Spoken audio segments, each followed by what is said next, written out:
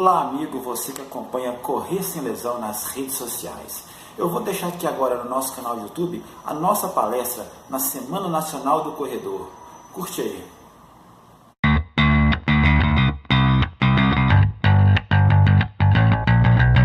Olá amigos, eu sou Alexandre Rosa, fisioterapeuta, especialista em fisioterapia esportiva, sou professor universitário e o mais importante, sou corredor, já fiz 18 maratonas e estou aqui hoje para falar um pouquinho para vocês sobre a prevenção em lesões na corrida de rua. Muito feliz em estar aqui participando desse projeto bonito aí que é a Semana Nacional do Corredor. E a gente está aqui para somar, para dar nossa opinião, nosso conceito sobre o que é prevenção de lesões, sobre a importância de vários itens na prevenção das lesões na corrida de rua. Assim como nas nossas redes sociais, eu firmo aqui um compromisso sempre em manter um link entre a prática e a ciência. A gente vê muito material aí circulando nas redes, baseado em achismo. Então a gente firma esse compromisso aí com você que está assistindo a gente agora, de manter aí um link entre a ciência. Tudo que vai ser falado aqui agora, não cheio da minha cabeça, é muito uma associação entre o que a gente vê nos artigos científicos, nas revistas científicas indexadas, com um pouquinho da nossa experiência prática, não só como fisioterapeuta esportivo, área que eu atuo há quase 20 anos, mas também como corredor, como quem sente na pele o que é um longão de 32 quilômetros em preparação para uma maratona, o que são os treinos de tiro. Então eu vou passar um pouquinho dessa experiência como fisioterapeuta e corredor para você. Eu gosto sempre de começar meus cursos, palestras ou nosso material na web, no nosso curso Correr Sem Lesão Online, com esse slide aí. Mostra aí pra gente.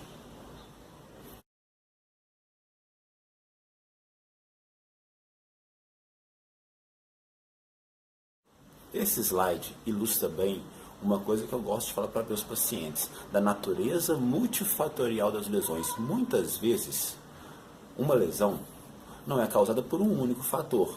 Pode até ter aquele treino que foi a gota d'água que fez o copo transbordar, aquele movimento errado que a gente fez que desencadeou o processo de dor. Mas as lesões têm naturezas multifatoriais. E quanto mais fatores a gente consegue aí eliminar e intervir, o nosso tratamento, prevenção, ele vai ser mais efetivo. Você pode ter aí um desequilíbrio muscular ajudando na produção de uma lesão. Você pode ter aí um erro no volume, na intensidade do treinamento, ajudando a provocar uma lesão. Você pode ter aí um gesto específico, uma técnica de corrida, de treinamento mal empregada, causando uma lesão. Ou pode ser, essa lesão pode vir principalmente aí de uma postura sustentada que a gente adota aí para dormir ou no nosso trabalho, alguma coisa fora do ambiente da corrida que pode estar prejudicando no aparecimento e perpetuação de uma lesão. Então muitas vezes a gente coloca a culpa na corrida, sendo que muitas das vezes a culpa não é da corrida. Você tem outros fatores externos, né, nessa natureza multifatorial, ajudando a causar uma lesão. Então a gente tem que estar sempre atento a isso, não só aos fatores intrínsecos do treinamento da corrida, fortalecimento, flexibilidade quando necessário, calçado ideal, mas principalmente a fatores externos que podem sobrecarregar o corpo e prejudicar o corredor na hora da corrida e estar ajudando na perpetuação ou no aparecimento de uma lesão. Eu vou dar alguns exemplos. A pessoa que trabalha muito tempo em pé e joga o peso todo do corpo numa perna só, isso vai sobrecarregar aquela perna. Aí de repente vai fazer um treino mais puxado, começa a sentir ali a bândula tibial ou tendão de Aquiles. Será que a culpa foi da corrida ou será que boa parte do aparecimento da gênese dessa lesão vem também aí dessa postura de trabalho? Muitas vezes a gente não consegue eliminar o nosso trabalho. A maioria de nós precisa de se sustentar e esse sustento não vem da corrida. Mas você pode adotar estratégias que venham a minimizar. Agora que você já sabe sobre a natureza multifatorial das lesões, eu vou destacar aqui alguns fatores importantes no aparecimento e prevenção de lesões que nós podemos, com cuidados simples, controlar no nosso dia a dia. Talvez o principal responsável pelo aparecimento de lesões em corredores seja o aumento súbito de volume e intensidade. Isso é um erro muito comum nas pessoas que começam a treinar por conta própria, sem nenhum auxílio, tiram o treinamento da cabeça ou se baseiam muito na percepção subjetiva de esforço. Existem alguns estudos que mostram que aumentos de volume ou intensidade superior a 10 a 20% semanais são fatores importantes no aparecimento de lesões.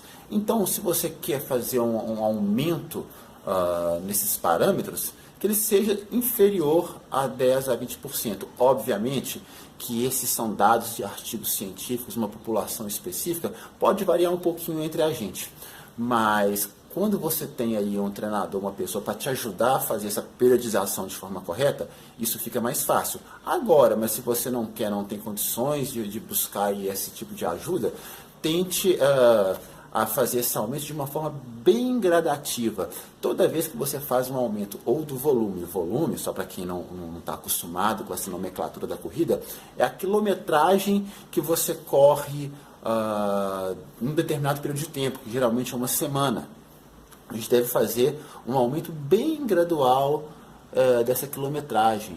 Você vai começar de um volume, né, de uma quilometragem baixa e ir subindo bem aos pouquinhos, respeitando aí mais ou menos esse número aí, 10 a 20%, que pode não ser uma regra tão rígida, mas é uma boa base para você.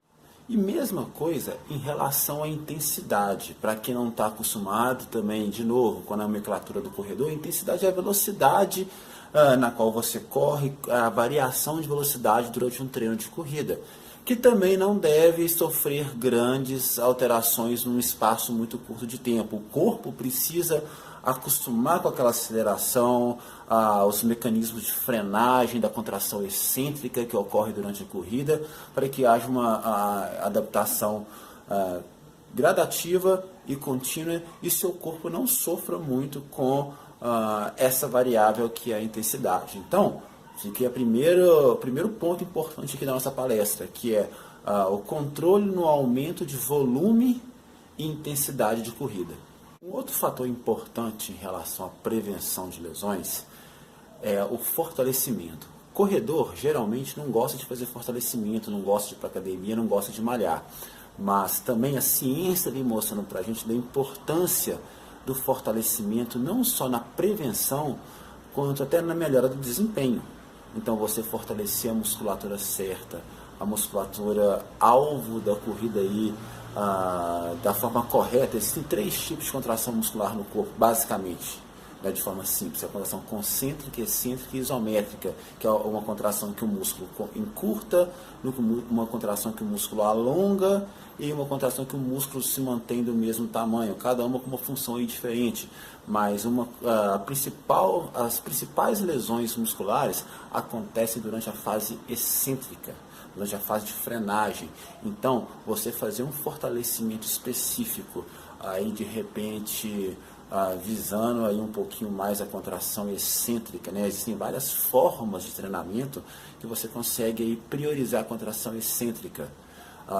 Existem músculos no nosso quadril, no nosso abdômen, no coluna lombar, que durante a corrida trabalham mais de forma isométrica, sem produzir movimento, mas estabilizando o movimento. Então é importante o corredor ter em mente essas formas de contração muscular, essas formas de fortalecimento, para que o trabalho na musculação seja otimizado o máximo possível. Não é simplesmente chegar e sair fazendo exercício à revelia. Mesmo o exercício, mesmo o fortalecimento, se feito de forma errada, pode prejudicar. Então, os principais grupos musculares aí, importantes para o corredor são o glúteo máximo, o glúteo médio e o glúteo mínimo, que são importantes estabilizadores do quadril. A gente tem também aí o quadríceps, que é o músculo anterior da coxa, que tem uma importante função de absorção de carga no joelho durante a corrida. A panturrilha, que é importantíssimo no mecanismo de propulsão, no mecanismo de impulsão durante a corrida, independentemente se você está correndo na subida, na descida, no plano, a panturrilha exerce essa função muito importante aí na propulsão. Então esses três grupos musculares, glúteo, quadríceps e panturrilha, tem que ser fortalecido em qualquer grupo de corredor. Obviamente que não são só esses.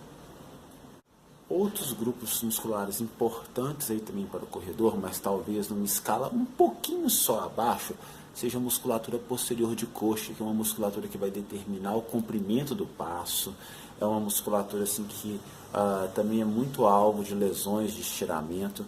Então é um grupo muscular que também é importante fortalecimento. Um grupo muscular que é difícil às vezes de você trabalhar ele na academia, às vezes é mais fácil você trabalhar sozinho ou na fisioterapia, que são os músculos da canela, o tibial anterior, o tibial posterior e os músculos intrínsecos do pé, os músculos da sola do pé. Muita gente nem sabe que tem músculo na sola do pé, muita gente nem sabe que é possível o fortalecimento desses músculos, mas são músculos importantes para a manutenção do arco plantar, né? A gente fala muito em pronação, supinação. Mais importante que isso, que o tênis correto ou qualquer outro tipo de instrumento de auxílio na pronação e na supinação, é o fortalecimento dos músculos intrínsecos do pé. Uma musculatura assim, geralmente negligenciada nos ambientes de academia, principalmente mesmo na fisioterapia preventiva. Então são músculos aí importantes de serem trabalhados. Eu vou mostrar alguns exemplos aí para vocês.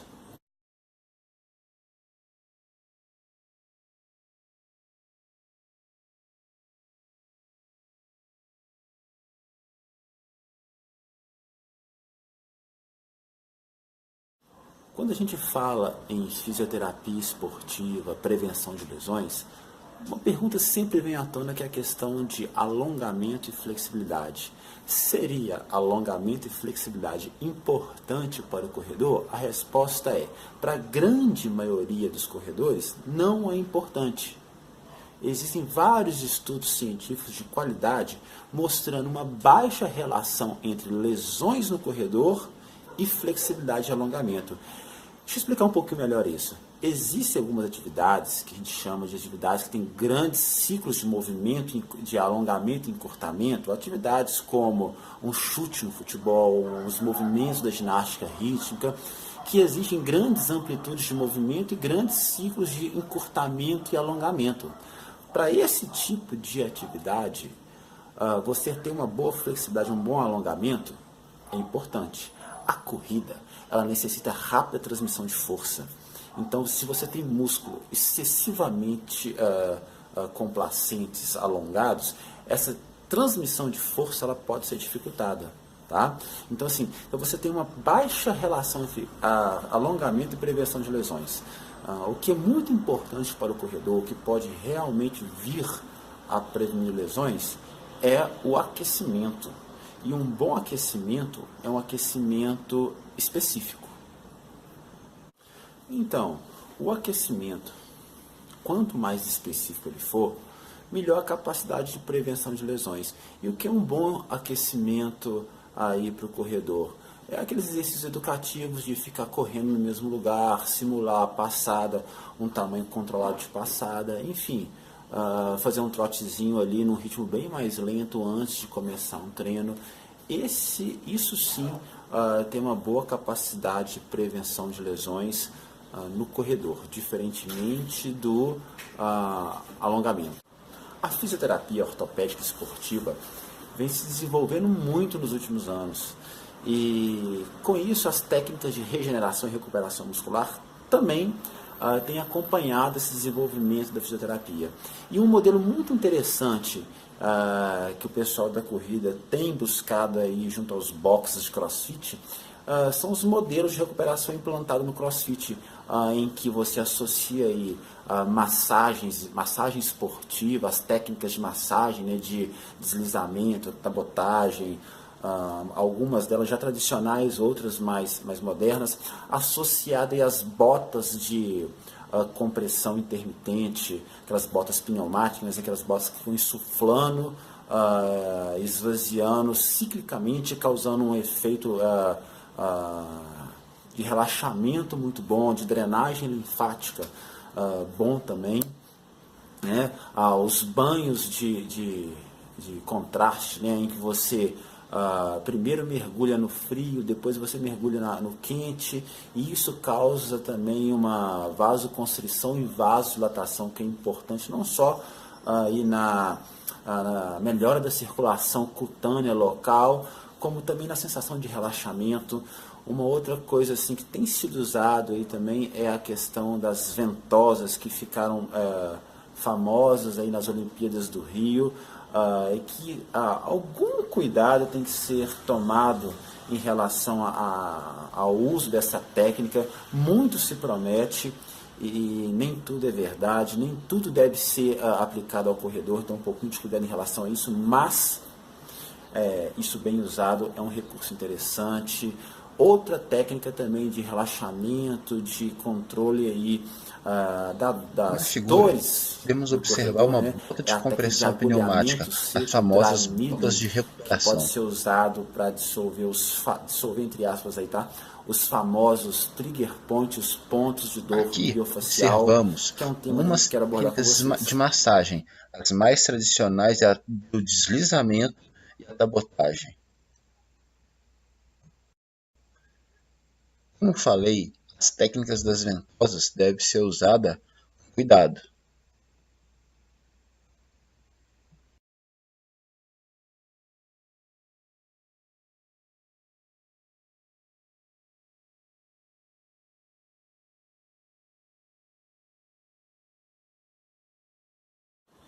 O trigger point, o ponto gatilho de dor miofascial, é uma resposta do corpo a uma sobrecarga.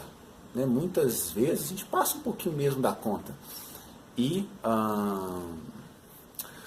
eles aparecem, causam dor. Muitas vezes essa dor não é só no local, é uma dor espalhada. Então é importante a gente fazer aí a que a gente chama de liberação miofascial, que a melhor forma é a massagem, que pode ser feita juntamente com a massagem regenerativa, esportiva regenerativa, que nós falamos aí agora há pouco, ou pode ser feito separadamente, junto a uma sessão de fisioterapia, ou uma coisa que pode ser boa, mas é perigosa, que é o uso dos rolinhos de inibição miofascial. O uso os rolinhos são legais, são bons, ajudam. Existem até alguns estudos que mostram aí uma certa eficácia aí da automanipulação, da autoinibição, mas se o corredor usá-lo de maneira incorreta, muito provavelmente, ao invés de ajudar a prevenir uma lesão, de causar um relaxamento, você vai causar, na verdade, uma lesão. Se você passar um rolinho desse em cima de uma estrutura não muscular, um tendão, uma bursa, que são gordurinhas que a gente tem nas extremidades ósseas, isso vai causar uma inflamação. Nem tudo que dói é trigger point, nem tudo que dói é nódulo, nem tudo que dói tem que ser manipulado apertado.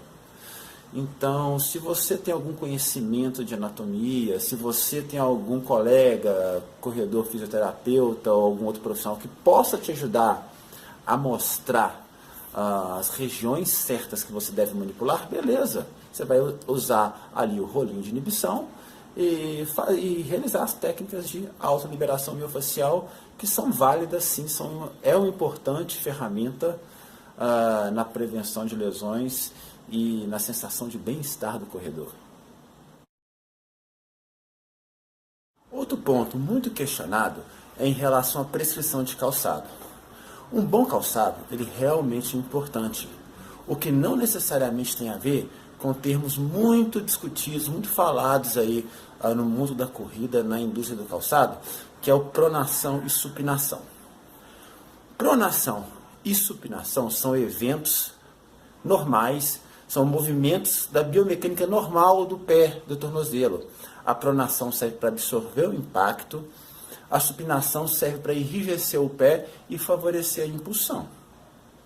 A pronação em excesso e a supinação em excesso podem sim trazer algum prejuízo para o corpo, mas muitas vezes o certo é você ensinar o seu corpo a absorver essa sobrecarga, a compensar de alguma maneira positiva, essa pronação e supinação excessiva.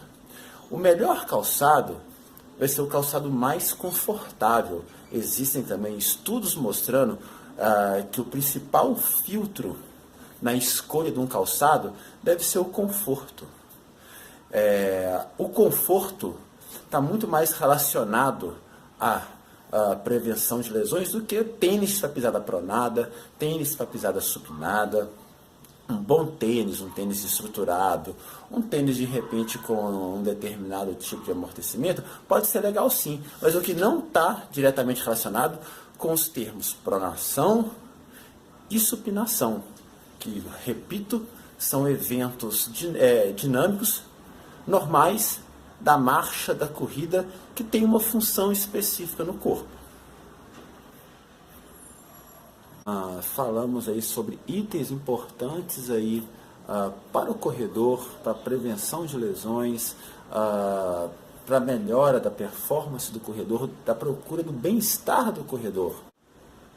Espero que de alguma maneira essa palestra possa contribuir para o seu crescimento, para o seu desenvolvimento como corredor, te ajude aí a correr sem lesão, te ajude a alcançar os seus objetivos aí dentro da corrida, seja emagrecimento, promoção de saúde ou correr uma maratona. Muito obrigado mais uma vez aos organizadores pelo convite e espero rever vocês em alguma oportunidade. Estou à disposição de vocês através do www.correrselesão.com.br/online ou através das nossas redes sociais, nosso Instagram, nosso Facebook e nosso canal no YouTube. Um abraço e até uma próxima oportunidade.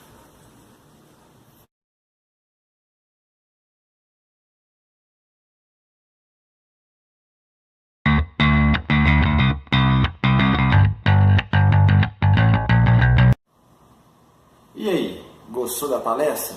Se gostou, ajude a gente, dá um joinha aí, inscreva-se no nosso canal. Não se esqueça também de conferir o nosso curso Correr Sem Lesão online, www.correrselesão.com.br/online. Lá muito mais informação para você.